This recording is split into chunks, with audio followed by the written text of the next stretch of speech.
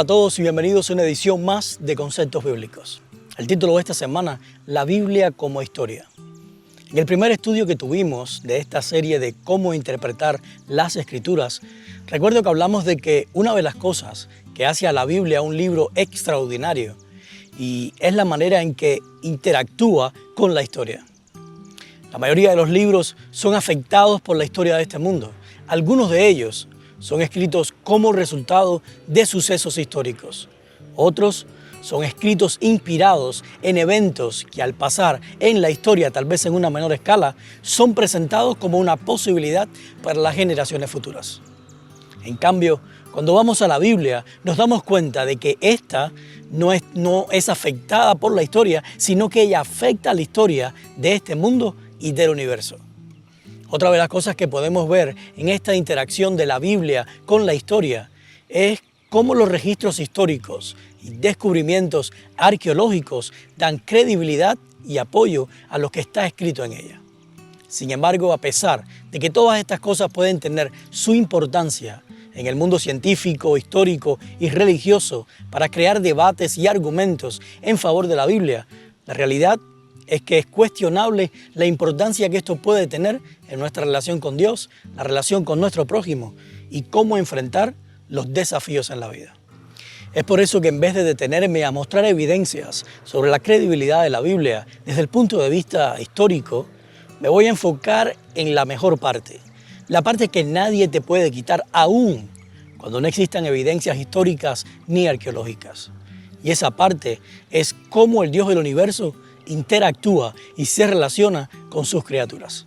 Comencemos.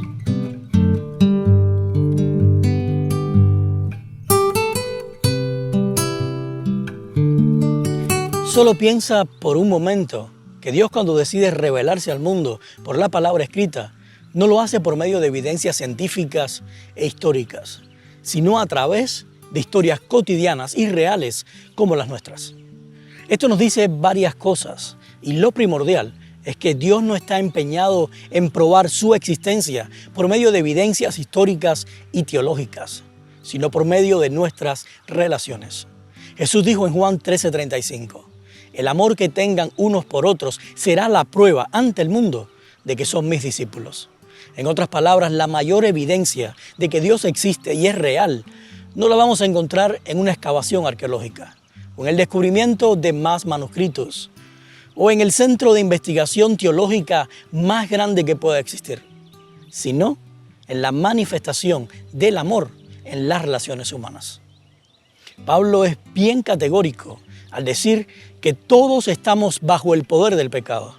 Y la consecuencia de esto es que no hay ni uno que haga lo bueno, ni tan siquiera uno, dice Romanos 3:12. Por lo tanto, es imposible que en el corazón de los seres pecadores que sus pensamientos son de continuo al mal, y el orgullo es el fundamento de sus acciones, y para agregarle mucho más, no tienen ningún tipo de conexión sanguínea. Pueda crecer un amor desinteresado que no busca lo suyo, sino el bienestar de la otra persona. Algo así solo tiene que ser o tiene una explicación sobrenatural. Y esta explicación solo la podemos encontrar en Dios, que por definición o naturaleza es amor. Bien lo dice Primera de Juan 4:8. El que no ama no ha conocido a Dios, porque Dios es amor.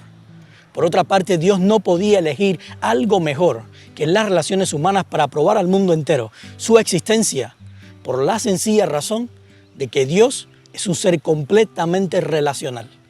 Cuando leemos o estudiamos la Biblia con el objetivo de encontrar argumentos, establecer doctrinas o buscar qué hacer y qué no hacer, nos estamos perdiendo la mejor parte. Y esa parte que nos perdemos es el deseo intenso que Dios tiene de relacionarse con sus criaturas. Y yo te pregunto, ¿qué es más fácil para la iglesia? ¿Probar la existencia de Dios mediante argumentos históricos y arqueológicos? ¿O dejar que Dios se pruebe a sí mismo amándonos unos a otros? ¿Qué es más fácil para ti? ¿Usar la historia de la humanidad para probar que Dios existe? ¿O dejar que Dios use tu historia para probar su existencia? ¿Será que por irnos por el camino más fácil ¿Es que todavía no se ve el poder del Espíritu en nuestras vidas o en nuestras iglesias? ¿Crees que la decisión que tomaron los discípulos en el Pentecostés fue la más fácil? Lo más relevante de la Biblia no es que se pueda probar a través de la historia de la humanidad, sino que la Biblia está conformada por innumerables historias de hombres y mujeres con los mismos problemas que tenemos tú y yo, y aún así vivieron vidas extraordinarias. En la Biblia podemos encontrar historias como la de David, que después de ser un simple pastor de ovejas, subestimado incluso por su propia familia, Dios lo hace el rey más nombrado de su pueblo, por cuyo linaje vendría el Salvador del mundo. Pero no solo eso, sino que a pesar de que David fue en momentos de su vida adúltero, homicida, violador, manipulador y mentiroso, y hasta orgulloso, Dios da testimonio de su historia diciendo: he encontrado en David, hijo de Isaí, un hombre conforme a mi corazón. Él realizará todo lo que yo creo, lo que yo quiero. Hechos 13:22. También encontramos a los hermanos Santiago y Juan, a quienes Jesús mismo les puso por apodo los hijos del trueno. Dos jóvenes impetuosos, llenos de ambiciones y dispuestos a hacer lo que fuera necesario por alcanzar sus sueños de grandeza. Tanto así que un día se atrevieron a proponerle a Jesús que les diera la autoridad de hacer descender fuego del cielo para destruir una aldea samaritana que se había negado a darles hospedaje. Sin embargo, Dios interviene en la historia de estos jóvenes, transformando todo ese odio, ímpetu y arrogancia en amor. Y a tal punto fue manifestado el amor en estos jóvenes que Santiago fue el primero de los apóstoles en morir en manos del rey Herodes, y a Juan no le alcanzaban las palabras en sus escritos para magnificar el maravilloso amor de Dios y cómo este amor es manifiesto en nuestras relaciones humanas. Primera de Juan 4:7 dice: queridos hermanos, amémonos los unos a los otros, porque el amor viene de Dios. Y todo el que ama ha nacido de Él y lo conoce. Y en el verso 12 dice: nadie ha visto jamás a Dios, pero si nos amamos los unos a los otros, Dios permanece en nosotros y entre nosotros. Su amor se ha manifestado plenamente. Y yo te pregunto, ¿en qué radica lo extraordinario de tu historia? ¿En las cosas que has podido lograr, en los títulos que has llegado a alcanzar, en las posesiones que has logrado acumular, o en la manera en que Dios ha transformado tu vida para amar? Según los ejemplos anteriores de David, Santiago y Juan, ¿qué fue lo que definió la historia de sus vidas? ¿Sus errores, defectos y horrendos pecados, o la presencia de Dios en sus vidas? ¿Qué está definiendo tu vida, tus errores, tus defectos y todo lo que el pecado te dio como herencia? ¿O la palabra de Dios al decirte: no temas, que yo te he redimido, te he llamado por tu nombre, tú eres mío? Isaías 43:1. El hecho de que Dios es revelado en la Biblia por medio de historias de hombres y mujeres imperfectos nos muestra que Dios es lo suficientemente poderoso para probar por sí mismo su existencia. Creo que uno de los mayores errores que hemos cometido en el cristianismo es tratar de defender a Dios.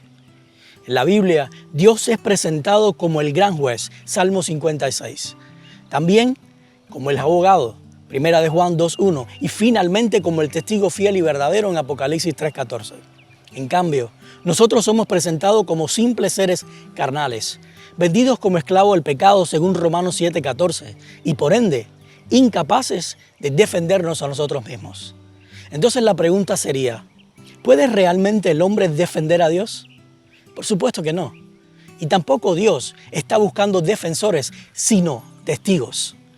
Es necesario que entendamos que hay una gran diferencia entre ser defensor de Dios o testigo de Dios.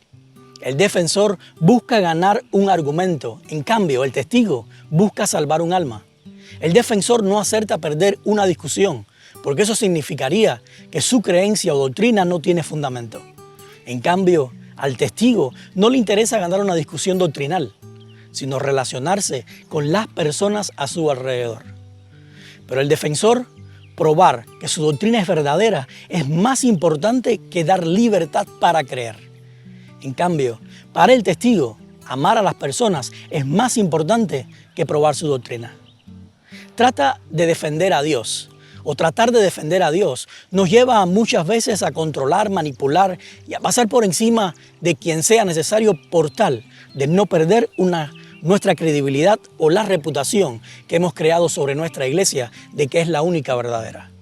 Sin embargo, cuando entendemos que Dios nos llamó a ser sus testigos, lo menos que nos interesa es testificar de nosotros mismos o de nuestra iglesia, sino de aquel que es digno de toda gloria y el único que puede darle sentido a nuestras vidas. Yo te pregunto, ¿qué es más práctico? ¿Utilizar la historia y la arqueología para defender lo que dice la Biblia, que lo que dice la Biblia es cierto? ¿O utilizar las historias de la Biblia para testificar que ciertamente Dios transforma nuestras vidas? ¿Qué hace que una persona renuncie a todo por seguir a Cristo? ¿Una brillante e irrefutable exposición de la doctrina bíblica? ¿O el testimonio de una historia donde Dios transforma la maldición en bendición? El bonus de esta semana lo vamos a sacar de la historia de cuando Pedro caminó sobre el mar, registrada en Mateo 14. Si recuerdan, Jesús le había dicho a Pedro que saliera de la barca y caminara hacia él. Y así fue. Porque como vimos la semana pasada, solo nosotros podemos impedir que la palabra de Dios cumpla lo que dice. Sin embargo, después de haber creído, Pedro dudó y se comenzó a hundir. Y a donde quiero llevarlos es a lo que dice el verso 31. Enseguida Jesús le tendió la mano y sujetándolo le respondió: «Hombre de poca fe, ¿por qué dudaste?». Y la pregunta es, ¿qué quiso decir Jesús cuando le dijo a Pedro, hombre de poca fe? Por lo general, nosotros asumimos que Jesús le estaba recriminando la poca fe que él tenía y debido a esta poca fe se había hundido. Pero cuando vamos a las Escrituras nos damos cuenta que Jesús no le estaba recriminando a Pedro su poca fe, sino mostrándole que él no creía en con lo que podía hacer con tan solo un poquito de fe. Si leemos Mateo 17:20 dice: «Les aseguro que si tuvieran fe tan pequeña como un grano de mostaza, podrían decirle a esta montaña, trasládate de aquí para allá, y se trasladaría».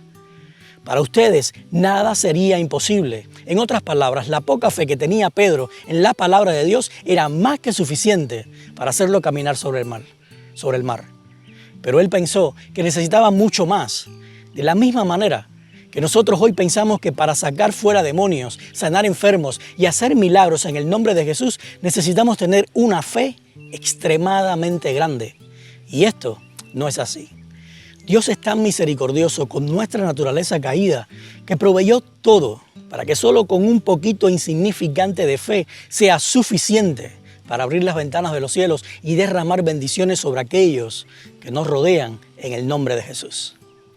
Porque al final de todo, no es nuestra fe lo que obra milagros poderosos, sino la fe de Jesús, quien es el dador y originador de la fe. Como dice 2 de Pedro 1:3, todas las cosas que pertenecen a la vida y a la piedad nos han sido dadas por su divino poder, mediante el conocimiento de aquel que nos llamó por su gloria y excelencia. Y yo te pregunto, ¿qué tanta fe crees que necesitas para salir de aquello que te tiene preso y esclavizado hasta ahora? ¿Qué tanta fe crees que necesitas para que Dios te use con poder para bendición de aquellos que te rodean? ¿Qué tanta fe necesita la iglesia para que se vean en ella los milagros y prodigios que se vieron en la iglesia apostólica?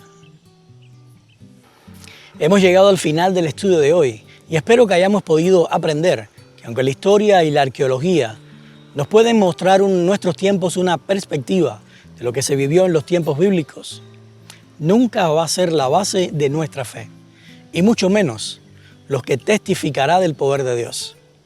Dios nos llamó a ser sus testigos, no sus defensores. Que Dios los bendiga y nos vemos la próxima semana.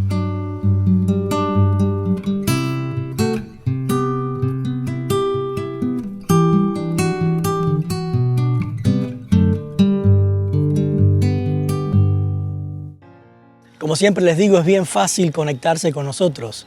Puedes ir a nuestra página de Facebook y darle like, o si no también ir a nuestra página de YouTube y suscribirte a ella. Y bueno, sí, te recomendaría que puedas descargar nuestra aplicación Su Casa Church, porque si vas a la sección que dice Pastor, ahí podrás ver todas las notas de la lección de esta semana. También, si Dios te habló a través de este video, por favor, compártelo con tus amigos. Nos vemos.